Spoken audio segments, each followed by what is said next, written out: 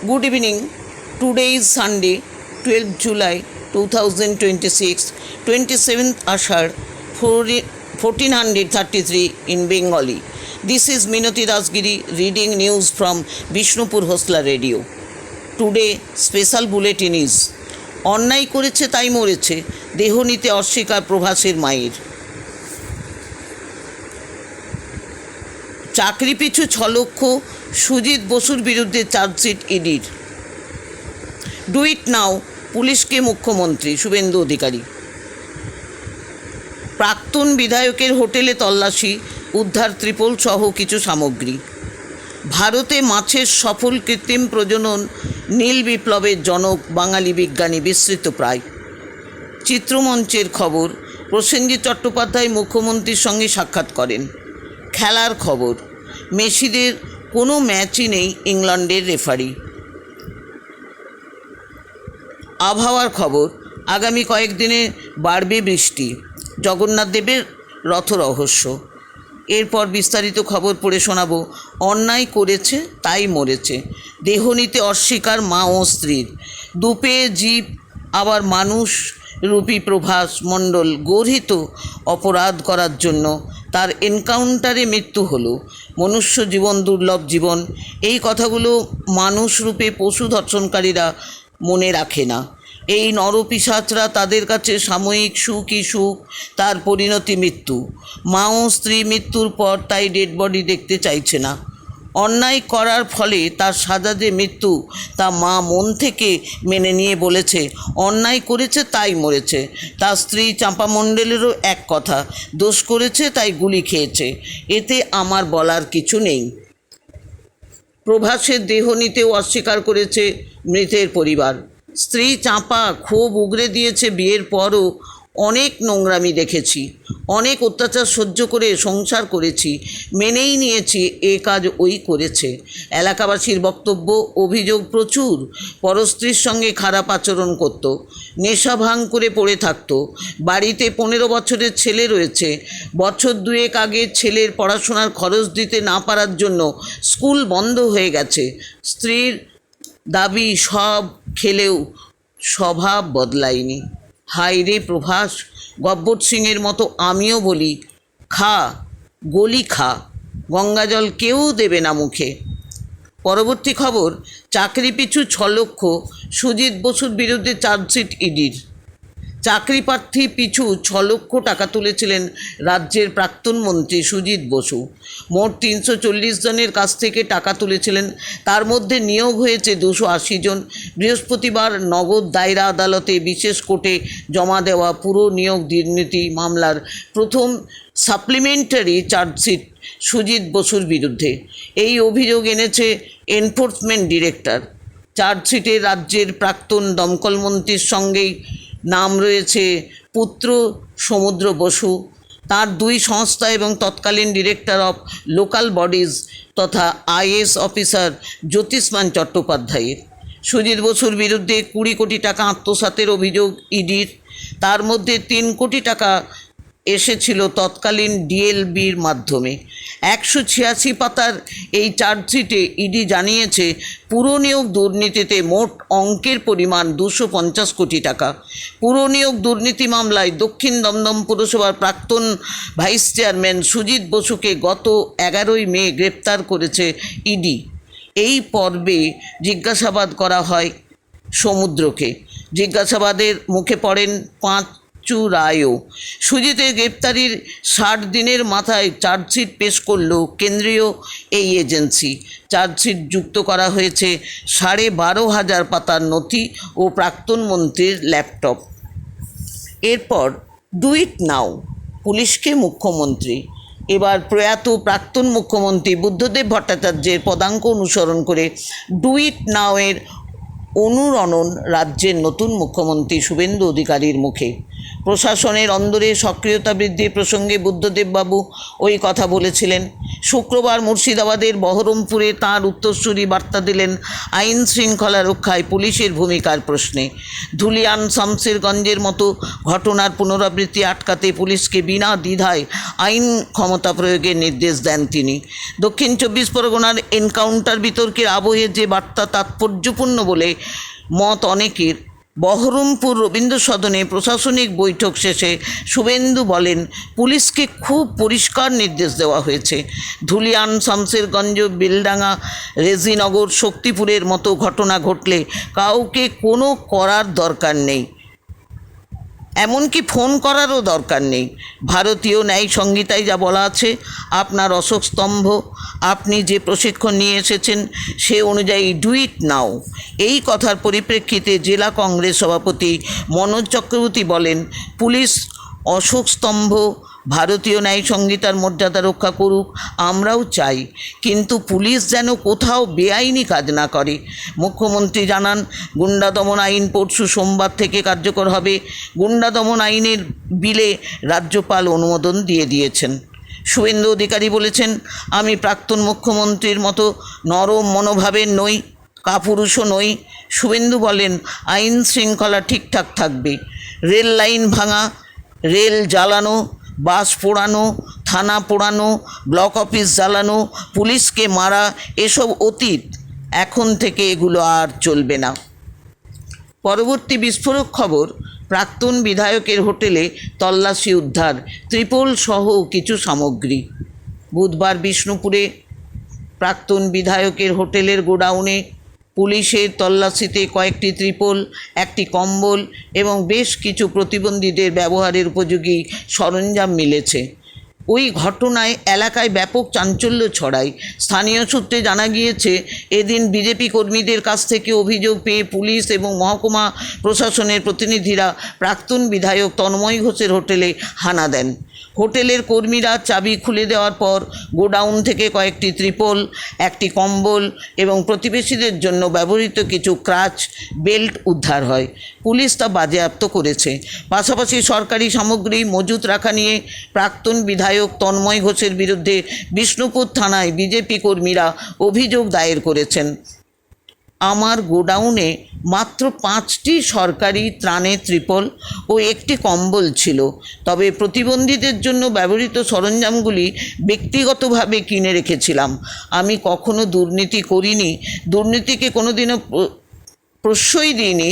বিধায়ক দুর্নীতিকে প্রশ্রয় দেননি, কিন্তু সরকারি জিনিস ওনার গোডাউন থেকে বেরোচ্ছে। বিধায়ক পদ চলে যাবার পর জমা দিয়ে দেননি কেন তন্ময় ঘোষ? এরপর আসছি ভারতে মাছের সফল কৃত্রিম প্রজনন। নীল বিপ্লবের জনক বাঙালি বিজ্ঞানী বিস্মৃত প্রায়।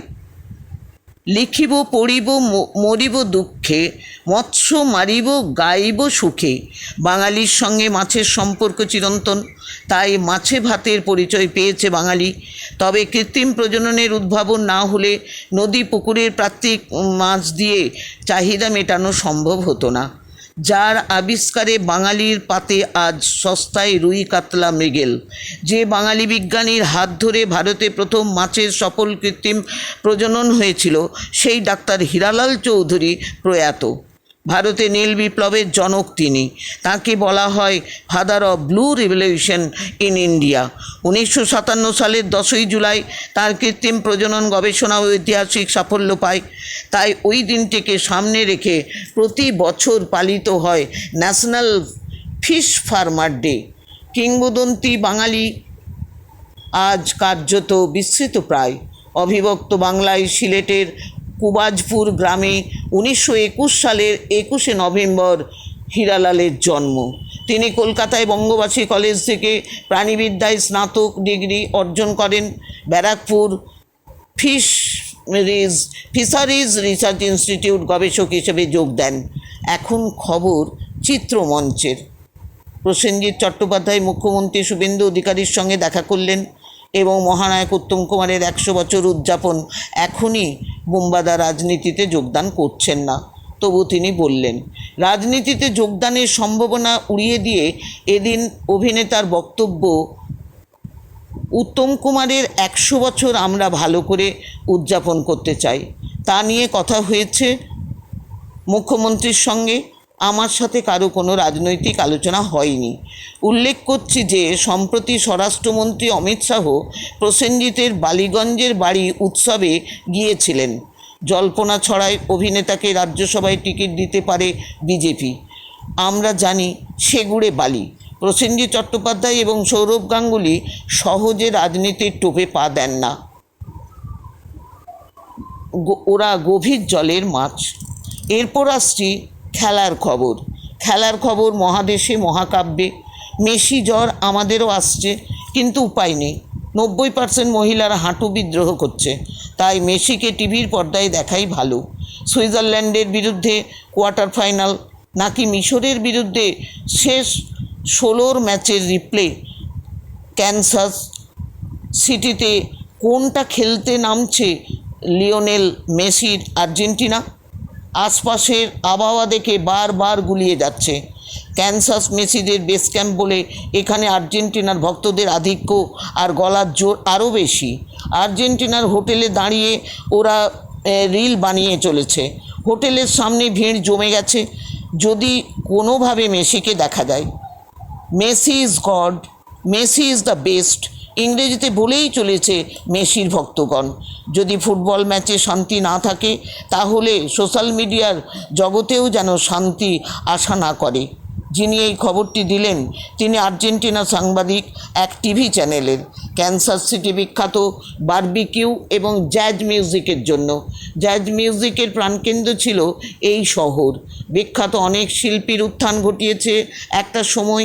10ই জুলাই ক্যানসাস সিটিতে দাঁড়িয়ে অবশ্য সকলের মনে হয়েছিল এ শহরের বাজনা শুধু একটাই, ফুটবল এবং লিওনেল মেসি। আর জ্যাজ নয়, আর্জেন্টিনার শিবিরে এখন প্রিয় গান হচ্ছে ফোর্থ স্টার। মিশরকে হারানোর পর আটলান্টির মাঠে দাঁড়িয়ে নাচ করতে দর্শকদের সঙ্গে এই গানটি গাইছিলেন মেসিরা। আর্জেন্টিনা এখনও পর্যন্ত বিশ্বকাপ জিতেছে 3 বার, চতুর্থ কি আসবে প্রশ্ন ছিল তাদের মনে। খবর পড়ছি মিনতি দাসগিরি, সঙ্গে থাকুন। আবহাওয়ার খবর। অযোধ্যায় 2 দিন বৃষ্টি হওয়ার পর এখন আবহাওয়া খুব ভালো। রোদের তীব্রতা নেই, রিমঝিম বৃষ্টির ভ্যাপসা গরমও নেই, এসি চালানো হচ্ছে না। এই ফাঁকে বর্ষার সংখ্যা প্রকাশিত হলো কবিতাপত্র কবি কর্ণিকার বর্ষা সংখ্যা। বাঁকুড়া জেলা শক্তি সংঘের সভাকক্ষে আবরণ উন্মোচন অনুষ্ঠান হয়।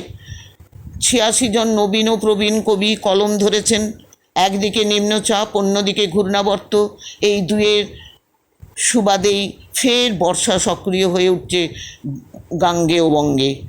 আলিপুর আবহাওয়া দপ্তরের পূর্বাভাস, আগামী সপ্তাহের মাঝামাঝি পর্যন্ত রাজ্যের বিভিন্ন জেলার বৃষ্টির সম্ভাবনা আছে। বৃষ্টির ফলে উত্তরবঙ্গের পাহাড় এবং ডুয়ার্সের জেলাগুলিতে যথাক্রমে ধস এবং নদীতে জলস্তর বৃদ্ধির আশঙ্কা আছে। এলাকায় জল জমতে পারে। পশ্চিমবঙ্গে বার্ষিক বৃষ্টির ঘাটতি 2% আছে। সেটা হতে পারে। আমার জলের চেয়েও বেশি ভয় হচ্ছে আবার শেখ হাসিনা ঢাকাতে ফিরে আসছেন। মৃত্যুদণ্ডের খাঁড়া তার মাথার মধ্যে, তবুও আওয়ামী লীগের শীর্ষ নেত্রী হিসেবে তার অনুগামীদের জন্য বাংলাদেশে ফিরছেন। কি হবে ভেবে আমার প্রচণ্ড গরম করছে, টেনশন নিতে পারছি না। শেখ হাসিনা তার নিজের দেশের মাটিতেই মরতে চাইছেন। ইউনূস কী করবেন? তিনি তো জল্লাদের ভূমিকায়। এই সময় আমার কাজ হচ্ছে জগন্নাথ দেবকে ডাকা। জ্ঞানের প্রোগ্রামে তো ডাকছি। এখন জগন্নাথ দেবের রথরহস্যের খবর। শ্রী জগন্নাথ দেবের বিগ্রহ যেমন বহু ইঙ্গিতবাহী, রথও তাই। বিজ্ঞান আর শাস্ত্রের কি নিবিড় সখ্য।